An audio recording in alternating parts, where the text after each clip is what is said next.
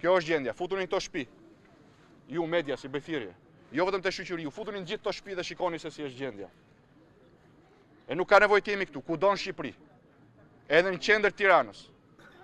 Me mijëra familje janë sot në kufit e ekzistencës, në kufit e dëshpërimit. Qeveria ime nuk do të lërë asnjë familje pa bukë, pa ujë, pa drita. Shteti ka të gjitha mundësit. Partia Demokratike ka evidentuar plotësisht gjendjen e mjerimit, ka bërë një skaner të mjerimit në Shqipëri. Ne kemi evidencën e plotë të gjitha familjeve në nevojë ekonomike, të cilët nuk marrin ndihmën ekonomike. Kemi një evidencë plotë të dëmeve të shkaktuara nga kjo keqeverisje, nga jugu veri, nga lindja në perëndim. Dhe jemi gati t'i ofrojmë Shqipërisë dhe shqiptarëve përmes një qeverisje për qytetarët, një shpërndarje të drejtë të burimeve financiare.